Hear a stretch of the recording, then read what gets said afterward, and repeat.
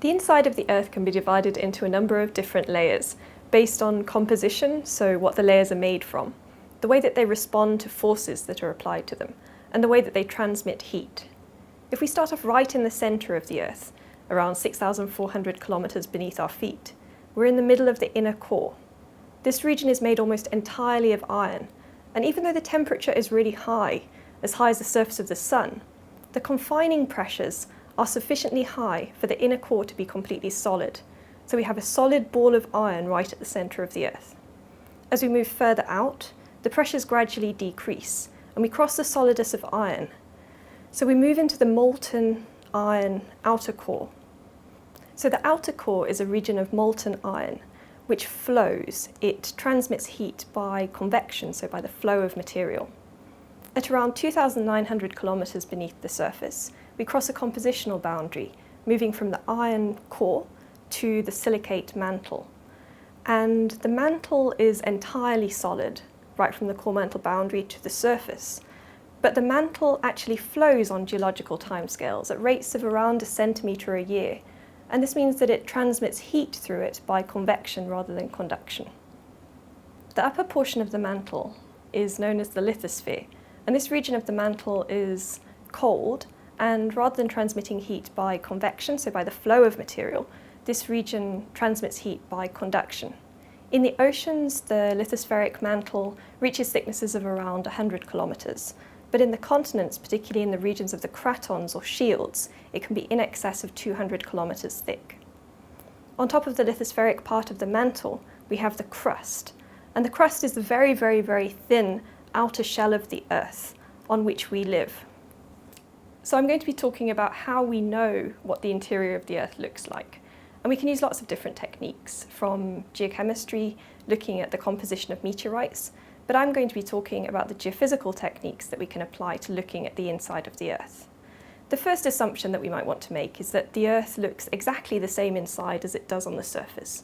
So the rocks that we see at the surface are representative of the rocks all the way through to the Earth's centre. We can first look at how the Earth spins on its axis. Now, if you imagine a person spinning, so an ice skater or somebody on a roundabout, they can speed up the speed at which they're spinning by bringing their arms into the centre, so by concentrating their mass at the centre. In the same way, we can look at the Earth and how it's spinning to say whether the mass is distributed towards the centre of the Earth or uniformly all the way through the Earth. When we look at this, known as the moment of inertia, we find that the mass of the Earth is concentrated very strongly towards its centre. This gives us really strong evidence that the interior of the Earth is made of something quite different from the material that we see at the surface. The next technique that I'll talk about is seismology. So the passage of seismic waves through the Earth is one of the most important techniques that we can use to understand what the interior of the Earth looks like.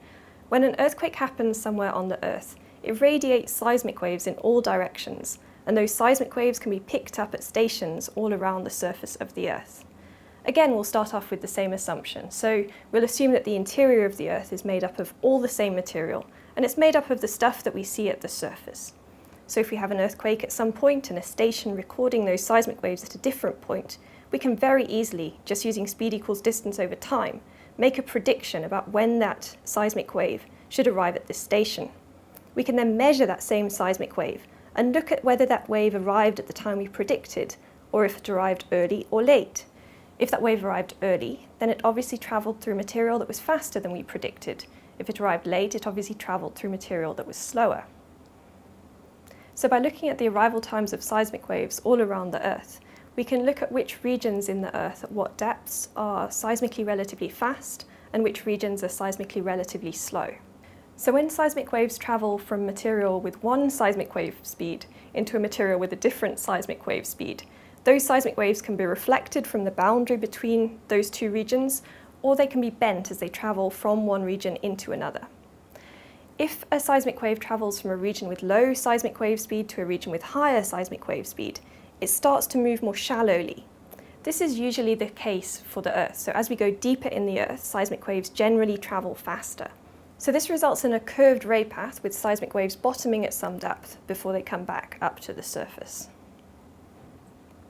But if a seismic wave goes from a material that's relatively high seismic velocity into something that's relatively low velocity, its ray path becomes more steep and it dives deeper into the Earth.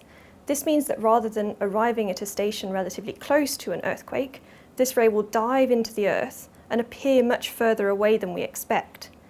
Now, this is the case when we go from the mantle into the outer core. The outer core has relatively low seismic wave speed, and this means that we have a shadow zone where we don't pick up any rays, because rather than going straight out, they dive deeper into the outer core.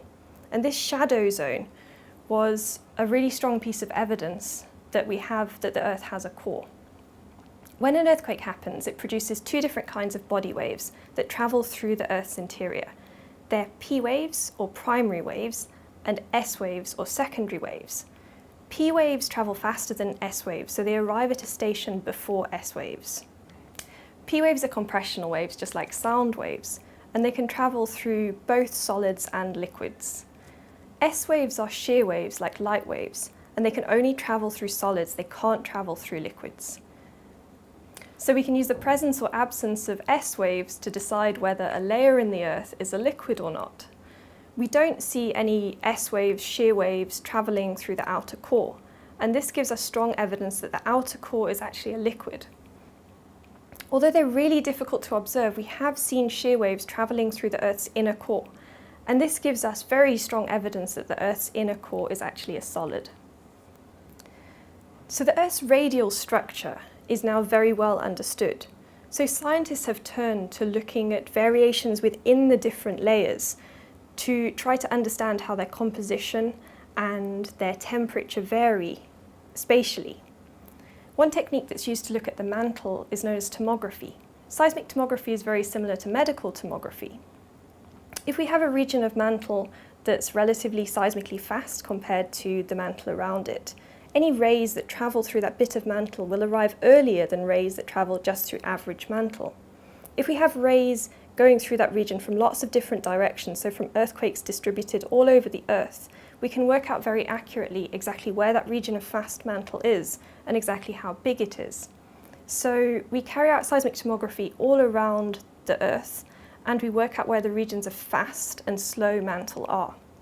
One of the most important discoveries is that regions of the lithosphere are relatively seismically fast, meaning that those regions are cold.